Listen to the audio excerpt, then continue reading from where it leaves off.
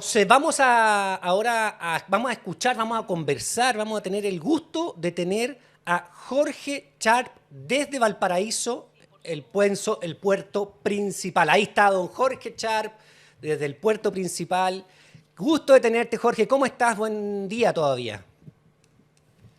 Hola Daniel querido, ¿cómo estás? Qué gusto escucharte y verte, Bernardita, Hassam, un saludo también a la Fran y a todo el equipo ahí de La Voz, a la Ale.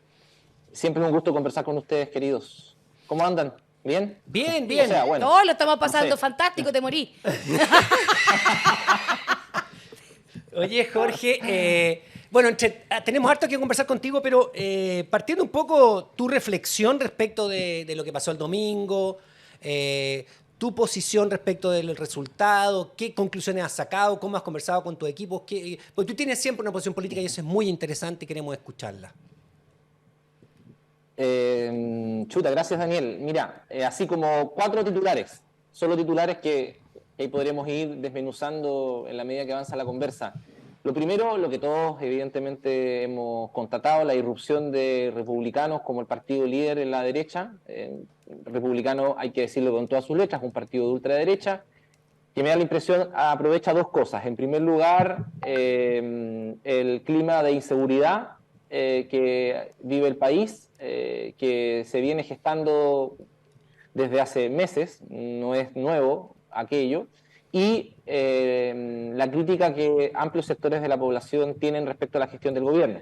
Creo que esos dos aspectos explican bastante la irrupción de republicanos, sin perjuicio que también en sus votantes hay gente que evidentemente comparte ideológica y políticamente sus ideas, pero el grueso de sus votantes me da la impresión que no ven en republicanos un camino ideológico político, sino que más bien el partido que en estos meses ha sacado la voz contra una situación país que evidentemente les afecta. Lo que es bastante importante tomar nota. Segundo lugar, la irrupción del voto nulo y blanco, casi 2.600.000 personas, eso es mucha gente. Ahora, el voto nulo y blanco uno lo puede interpretar de distintas formas, no hay una sola manera de verlo, pero creo que hay un dato que es importante cruzar, que podría explicar parte de la votación nulo y blanca, que tiene que ver con lo siguiente. Si uno suma la lista, los votos que sacó la lista B de la ex concertación, que podríamos decir que estuvo en gran parte por el apruebo, aunque sin convicción, pero estuvieron por el apruebo, y la lista D, que era la lista del gobierno, esas listas en su conjunto sacan 3,5 millones de votos aproximadamente. Y los que votamos apruebo de salida en el plebiscito del 2022 fuimos 4.800.000 personas. Es decir, hay una diferencia de 1.300.000 personas que votaron apruebo en la elección del plebiscito de salida, pero que no votaron por ninguna de las dos listas que expresaban, de alguna manera, con matices evidentemente, la opción apruebo. ¿Qué pasó con ese 1.300.000? Habrá que preguntárselo. No fue a votar, en una gran proporción votó nulo, y ese mismo ejercicio, si tú lo haces con el rechazo pierde 1.600.000, 1.700.000 votos. Es también un dato interesante. Lo tercero, que hay que decirlo también, esta es una derrota para el gobierno, es una derrota para la gestión que encabeza Gabriel Boric, eso es así. Y en cuarto lugar, el escenario que se ha ido configurando pareciera ser que tiende como a una lógica nuevamente binominal, ¿no? Y eso en parte también es responsabilidad de aquellos y aquellas que, habiendo planteado una posición crítica o habiendo tenido una posición distinta a las listas del oficialismo y a la derecha, aún no hemos sido capaces de construir una alternativa. Una fuerza política, un movimiento político popular, territorial, feminista, que recoja, que le dé una lectura, que instale en el país una conversación sobre el malestar abierto por el estallido social hace 4 años atrás y que dé un salto a la lucha política como una fuerza importante.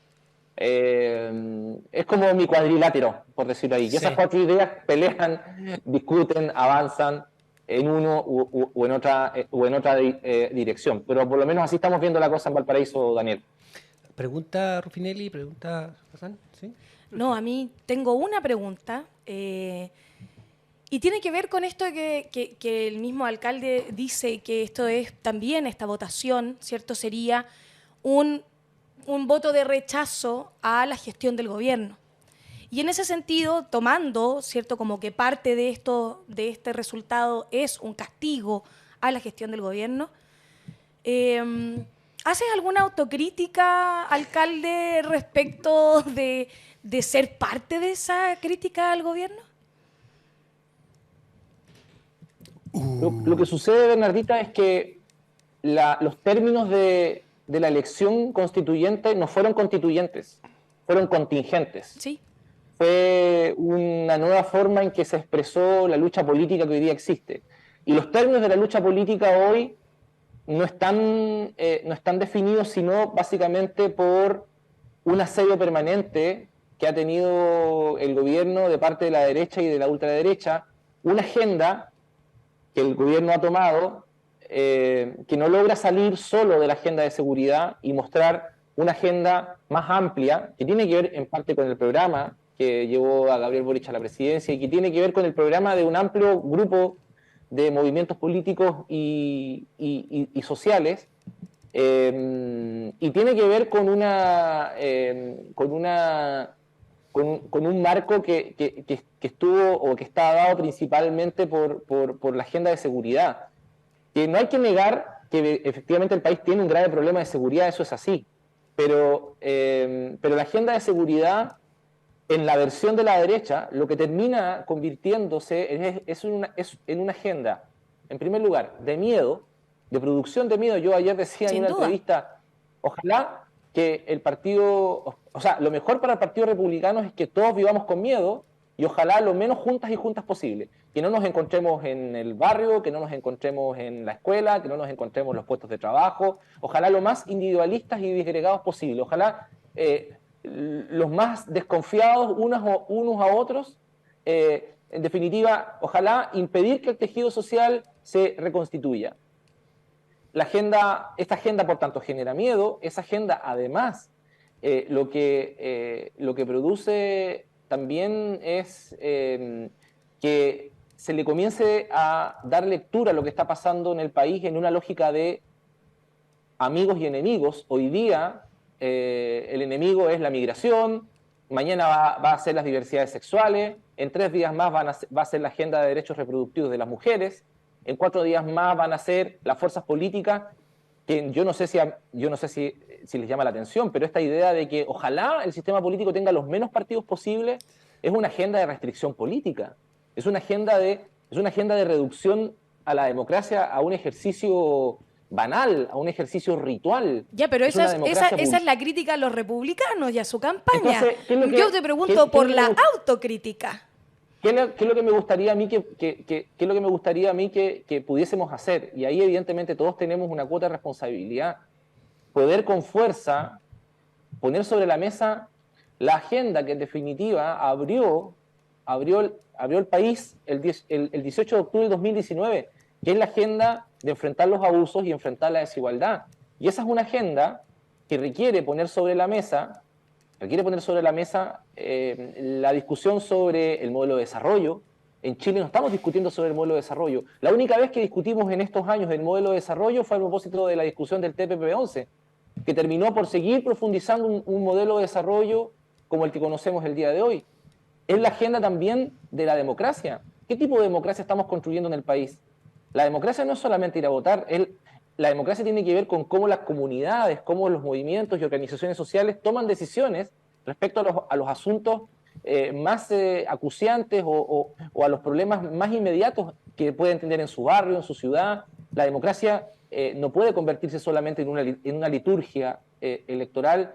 Es la agenda también, es la agenda que interpreta el 50+1 de este país, es la agenda de las mujeres, es la agenda de los derechos reproductivos, es la agenda del aborto, es la agenda de los cuidados, es la agenda del trabajo doméstico no remunerado, es la agenda en definitiva que ha hecho que el país gire en términos de, bueno, eso hasta quizás las últimas elecciones, gire notoriamente a la necesidad de discutir en materia de fondo lo que está pasando en Chile. Yo soy de la idea, Bernardita, que lo que hay que hacer el gobierno, con sus alianzas de gobierno, aquellos que no somos parte del gobierno desde los lugares donde estamos, es instalar en el país una conversación.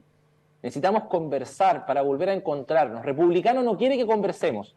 Republicano lo que quiere es la funa, republicano lo que quiere es apuntar con el dedo, lo que republicano quiere es lo que quiere Pancho Malo. Republicanos, en definitiva, lo que busca es que ojalá estemos lo más disgregados y los más separados posible para que no podamos encontrarnos en una conversación democrática, en una conversación entre iguales, en una conversación de lo común, para poder decir, chuta, ¿qué está pasando en el país? ¿Por qué el primer proceso constituyente no funcionó? ¿Por qué este proceso constituyente no calienta a nadie? ¿O por qué está tan desafecto de la ciudadanía? ¿Qué es lo que está pasando con el gobierno? ¿Qué es lo que está pasando en definitiva en los municipios? ¿Qué es lo que está pasando en el país? ¿Qué es lo que está pasando en el resto del mundo? Conversar. Necesitamos construir una conversación. Y ahí todas y todos tenemos una responsabilidad que asumir. Miren, yo lo último que en esta parte de la respuesta que quiero compartir, ¿no? Lo que pasó en Valparaíso. En Valparaíso fue la única comuna de las grandes en Chile donde la derecha no ganó. Si uno suma los votos de la lista B y la lista D, son más que los de la lista de la ultraderecha y la derecha. Y los votos nulos fueron importantes también, fueron casi entre nulos y blancos 52.000 votos. Es decir, incluso si entre votos nulos blancos, los que votaron por la lista D o por la lista D, estamos por sobre el 60% en Valparaíso. Y eso solamente se dio en términos de comunas grandes en nuestra comuna. Sí. Sí, De hecho, en fin, dale, Hassan. quería justamente hablar de eso, de la comuna de Valparaíso. Los recientes resultados electorales en Valparaíso no han sido particularmente positivos para su movimiento alcalde ni para el progresismo, ¿cierto? En Valparaíso ganó el rechazo de la propuesta anterior con 50% y .34, creo. Y acá vemos primera mayoría Antonio Barquesi, ¿cierto? Con un 20% de todos los votos. Los republicanos solo 37, otro 20 para Chile Seguro. O sea, la derecha en Valparaíso se está avanzando de manera importante, más allá de los otros casos que está pasando. Entonces quería preguntar justamente por eso, porque José Antonio Kast te apunta a ti directamente, ¿no? Y junto con la Iracy Hasler dice, hay que recuperar Santiago Centro y reconstruir, ahí llegas a otro nivel, a Valparaíso, de las demoliciones, supongo. Entonces la pregunta es, ¿cómo ve la situación de la comuna y la región en términos de este avance de la ultraderecha? Sí. Bueno, dentro de un muy mal resultado electoral para este campo que tú describes, Hassan, que es el campo, por decirlo así, del apruebo, que en la región de Valparaíso el resultado no fue bueno. De hecho, ganó Republicanos en Valparaíso, y si sumas la votación de Chile Seguro, que es la derecha tradicional, hacen sobre el 50% en la región de Valparaíso. Eso incluyendo... Pero en la comuna de Valparaíso no fue así. Yeah. De hecho, la derecha no alcanza el 50% en la comuna de Valparaíso, sumado Republicano y sumado Chile Seguro. De hecho, supera el 50% las listas B y D, y en un casi 23% el nulo y el blanco. Por tanto, el avance de la ultraderecha o la derecha, por lo menos aquí en Valparaíso, es distinto. No digo que no han avanzado, pero es muy distinto al de Viña, Santiago, Providencia, Ñuñoa y otras comunas del país y de la región. Por tanto, no la tienen tan fácil aquí para lo que viene. De hecho, el comportamiento electoral de la comuna de Valparaíso en los últimos años, salvo, como tú bien apuntas, en el plebiscito de salida, donde perdimos el apruebo por 1000 votos, yo creo que lo perdimos por situaciones más vinculadas a los hechos que antecedieron en Valparaíso aquí la votación, más bien mantiene una tendencia hacia el voto pro cambio, o pro progresismo, pro transformación.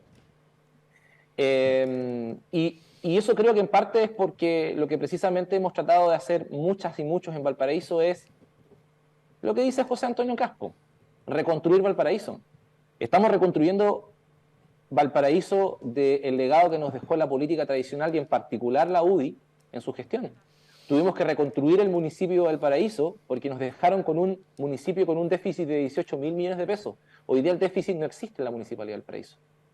Tuvimos que reconstruir la confianza hacia el mundo laboral de nuestra municipalidad y la corporación municipal, porque la derecha, por años, particularmente desde el año 1997, dejó de pagar las cotizaciones previsionales de los trabajadores y nos dejó con deudas tremendas y principalmente con deuda a los trabajadores. Tuvimos que reconstruir los instrumentos de planificación que fueron siempre utilizados por el municipio de la derecha para poder satisfacer los intereses de los poderosos. O sea, aquí en esta ciudad se modificó el plan regulador para viabilizar el proyecto del Mall Barón en el borde costero de la ciudad. Fue un proyecto hecho a la medida de esa empresa.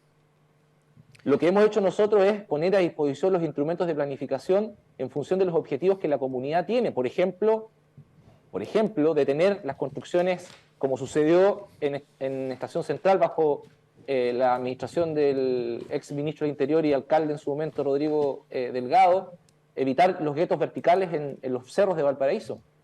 Hemos tenido que reconstruir, Hassan, la relación con la comunidad, cada peso, ahorrando cada peso en el municipio para poner cada peso en la ciudad. Entonces, estamos reconstruyendo nuestra ciudad, la estamos recuperando de un abandono largo, de un declive de 50 años, y lo estamos haciendo junto a la comunidad paso a paso, no exento de problemas, de dificultades, de errores, pero también con varios aciertos que han hecho que sigamos trabajando durante todos estos años junto a los vecinos y a las vecinas de Valparaíso. Es bien interesante la distinción que usted hace, alcalde, entre el comportamiento electoral de la comuna de Valparaíso en comparación con la región.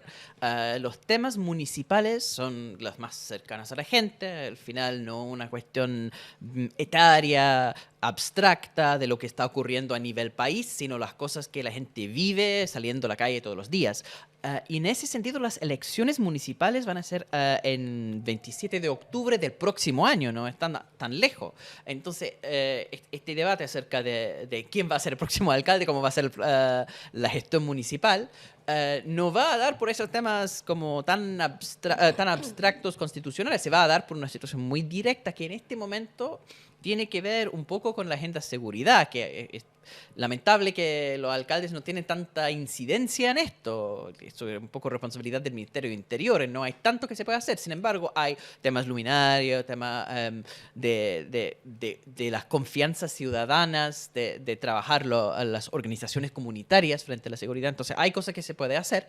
Entonces, la pregunta es, ¿cómo se siente frente a las elecciones que se acercan y estar en el blanco de José Antonio Caste? Si está bien que no han conquistado el 51% en Valparaíso, en la comuna, igual está ese movimiento más insurgente de parte de la derecha, que es un factor nuevo. ¿Se siente confiado todavía?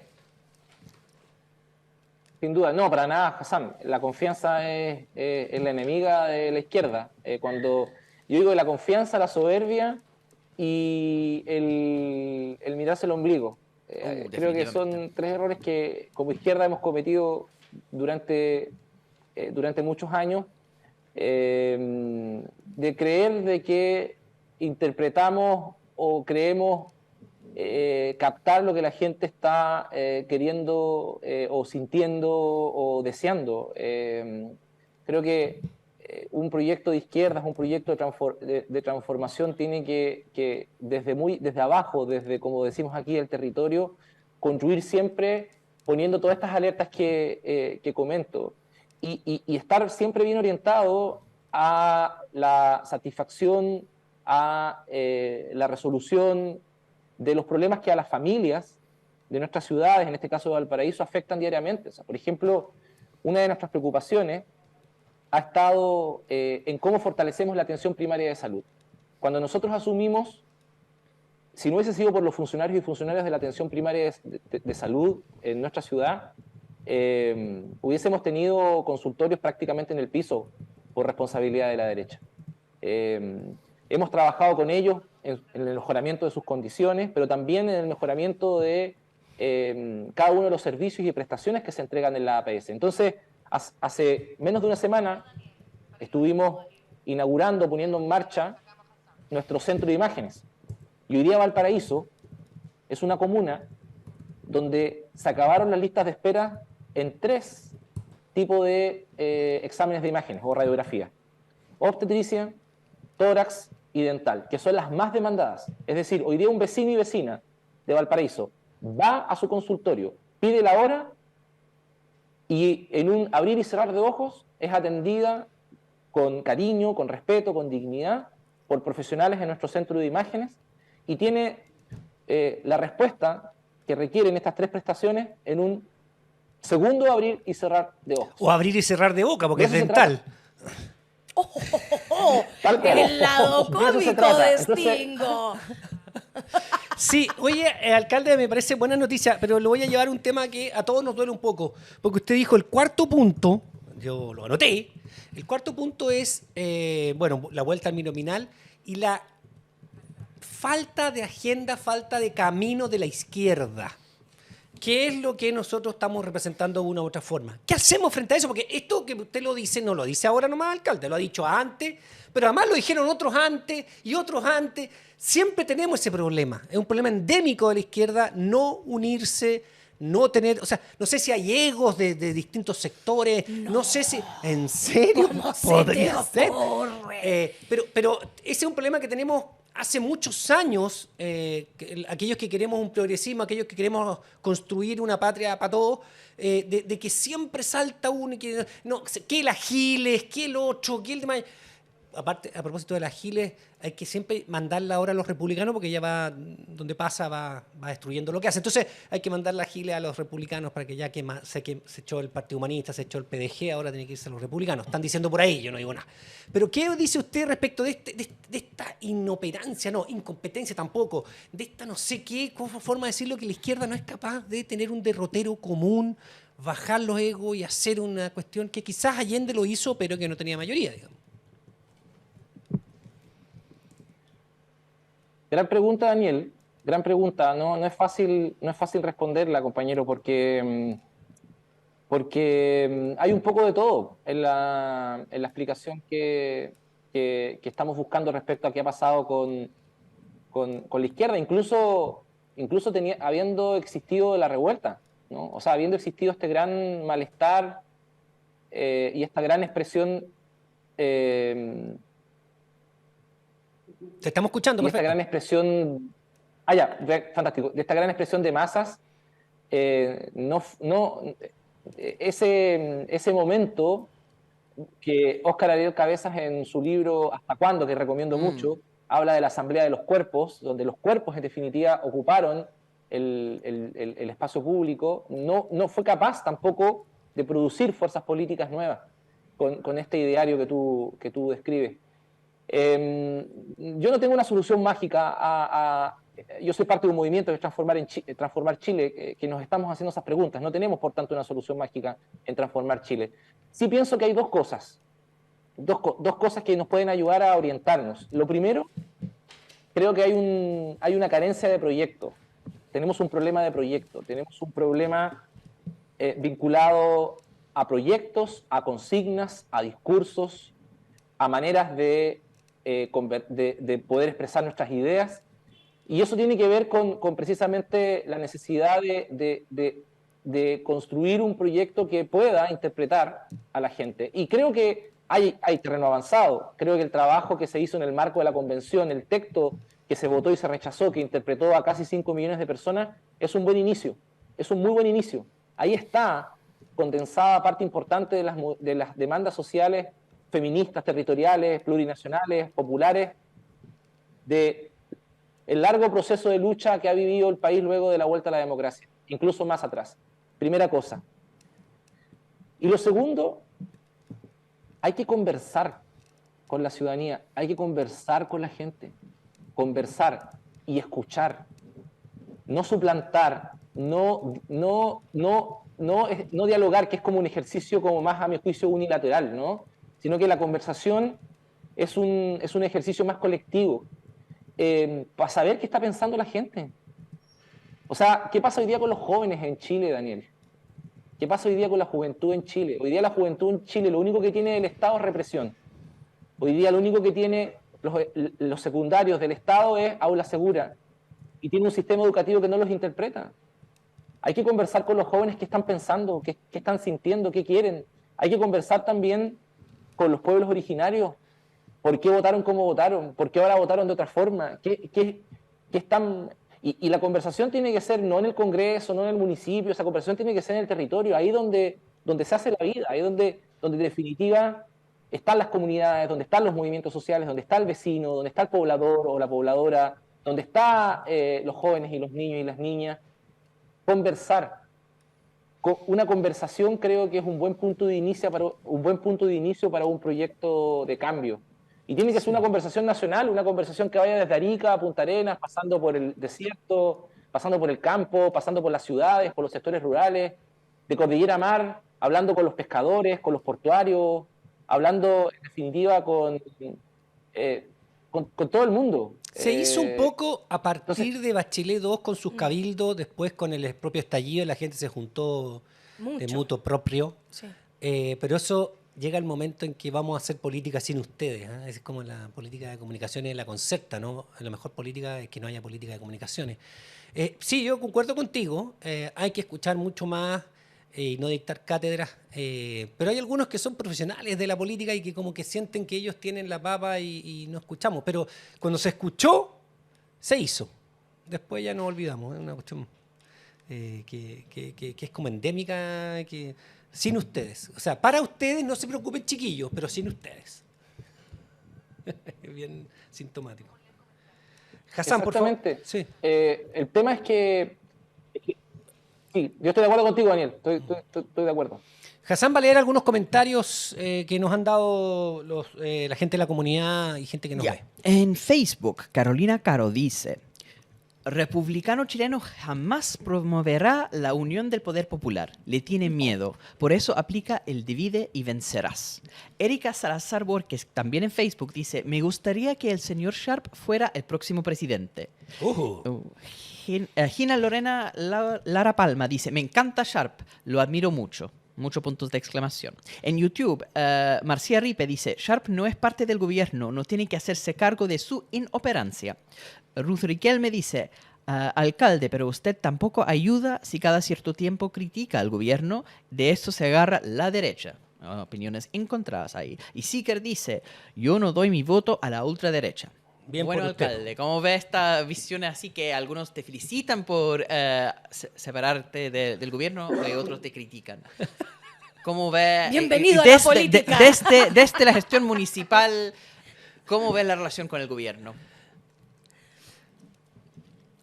Mira, sinceramente hemos intentado desde la gestión Hassan colaborar en todo lo que está en nuestro poder con el gobierno. Por ejemplo, la agenda de seguridad. Yo tengo una conversación directa y permanente con los ministros, con la ministra del Interior, con los subsecretarios de Prevención del Delito, con el subsecretario del Interior, con la delegada presidencial, aportando ideas, propuestas, la disposición del municipio para que los planes que se van construyendo tengan resultados. De hecho, vengo recién llegando junto a la Seremi de Vivienda Belén Paredes de una visita inspectiva a un proyecto de vivienda muy bonito que se está construyendo en el sector alto del Cerro La Cruz, en el Vergel.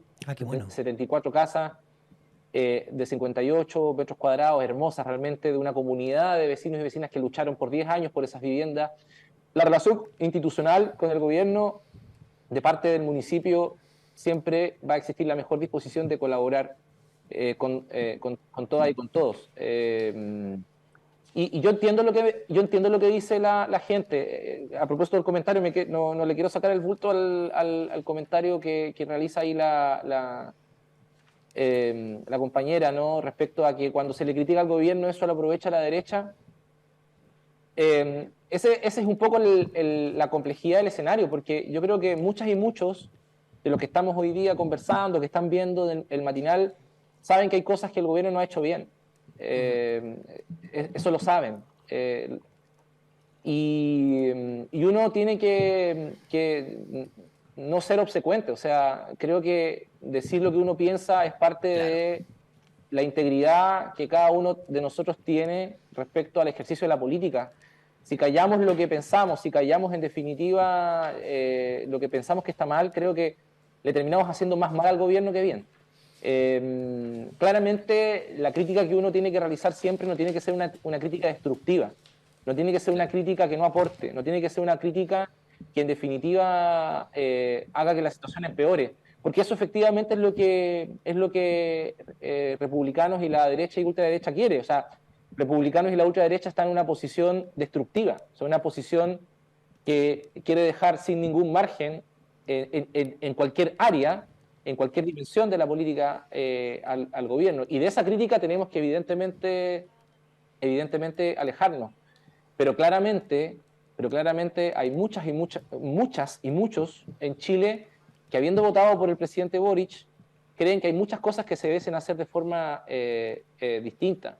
Uh-huh. Y quizás mi principal diferencia, que es la diferencia que teníamos cuando éramos parte del Frente Amplio, era que la política, o una política de transformación, una política de cambio, no puede reducirse solo al hecho institucional o al hecho parlamentario, que es muy importante también, que es relevante, porque es el lugar donde se realizan las leyes. Pero la política transformadora requiere una mirada más amplia, requiere, cuando se desmoviliza la ciudadanía, en el sentido amplio de la palabra, desmovilizar, no solamente con que deje de marchar, sino que deja de estar interesado en los asuntos públicos, deja de conversar en la familia sobre lo que pasa en el país, gana la ultraderecha. Sí. Bueno, cuando eso fue la lo que pasó. ciudadanía deja de estar activa y presente, esto lo dijo también el presidente Petro en uno de sus discursos, deja un espacio que es copado con la ultraderecha. Entonces, creo que ahí hay un vector, a mi juicio, que ha estado muy ausente estos años. La gente se fue para la casa por muchas razones. Ahora nosotros, los políticos profesionales, venimos a hacer las cosas y miren el resultado que... Un poco lo decía Daniel, ¿no? Vamos despidiendo. Miren el resultado que hoy día tenemos. Sí, vamos despidiendo, pero no puedo dejar de hacerle una pregunta que espero que me la haga, su respuesta fuera corta, porque después sigue un segmento muy importante en el que estoy yo hablando. No. Pero sí cortito, pero usted votó nulo y llamó a votar nulo el movimiento Transformar. ¿Qué aporta eso en el contexto de que se perdieron posibilidades de consejeros? ¿Cuál es el fundamento? ¿Qué se espera después de esto? Porque votaron nulo, va a pasar la historia como anécdota. ¿Qué viene después de eso? Porque habiendo votado por alguien de alguna de las listas más que tenían consejeros más progresistas, podríamos haber tenido más consejeros para hacer la nueva constitución. Pero el voto nulo, ¿qué significa ahora y en el futuro? Cortito, por alcalde, pero no puedo dejar de preguntarlo. Sí, obvio. O sea, yo creo que mucha gente fue a votar el domingo sin ver en ninguna de las listas una opción real de cambio. Creo que hay mucha gente que votó por el mal menor, votó nulo o derechamente no fue a votar, porque el proceso no interpreta a nadie, pues, Daniel, o interpreta a muy pocas personas, interpreta al menos solo a los partidos políticos y sus militantes, pero no interpreta a la sociedad. Entonces, creo que mucha gente votó nulo porque veían en el nulo un camino para poder manifestar su disconformidad y el nulo se convirtió en un factor importante en la elección. O sea, en muchas mesas de votación la primera opción siempre fue el nulo. Ahora, ¿qué es lo que suceda con eso? No sé, po. Eso será lo que habrá que ver ahora, el día después. Pero a mí me parece que es un error caer como apuntarnos con el dedo respecto a aquellos que votaron nulo, respecto a los que votaron por una lista en particular, como si por haber votado de una u otra forma ese voto fue determinante para el resultado de este domingo. Claro. El resultado de este domingo no se definió el domingo, este resultado se definió hace meses atrás. O sea, sí, pero los votos habrían hecho la diferencia en los colores con los que quedó distribuido el poder en este nuevo espacio. Habrá que hacer los cálculos, no lo sé. No pero mucho. Eso ya es un ejercicio matemático. Sí, acá estamos viendo. Esto es un refrito que hicimos con unos amigos. Con unos amigos. Sí, en realidad yo pedí que me lo hicieron. Acá vemos... Es que los resultados es 18,36% del padrón electoral sacaron nulo, que es el porcentaje más alto en la historia democrática chilena. Y acá tenemos todas las elecciones desde 88 en adelante. Los que están en azul son votos bajo voto obligatorio. Acuérdense que es un voto obligatorio igual con inscripción voluntaria, pero igual se nota la tendencia de subir desde 88 en adelante, porque en 88 los registros electorales fueron recreados, Sí. fueron quemados por los milicos, Sí. y después se tuvieron que hacer durante el plebiscito el ejercicio de crearlos de nuevo. Y entraron mucha gente, como parte de decir no a Pinochet, entraron mucha gente a los registros y va subiendo el voto nulo hasta alcanzar en 97 las elecciones parlamentarias un 13% del padrón total, y después va bajando aún más con el voto voluntario hasta vuelve al voto obligatorio, y ahí en el plebiscito de salida solo 1,9% votando nulo. Y en esta elección, 18,36, que es la tercera fuerza, sacan más votos que Chile Seguro.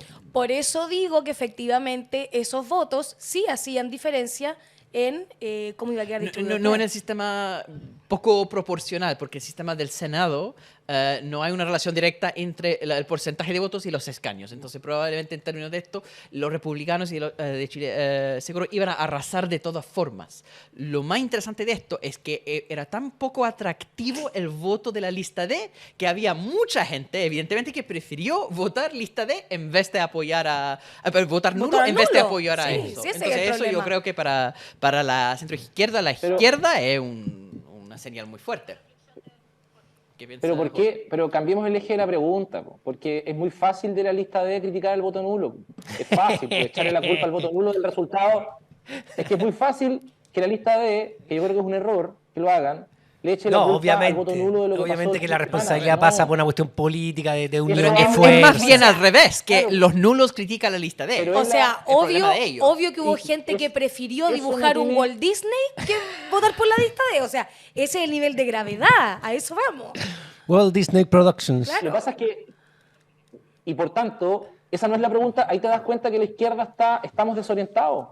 La pregunta correcta es preguntarse por qué la gente votó, por qué la gente en el sentido Exactamente. profundo votó nulo. Preguntémonos eso.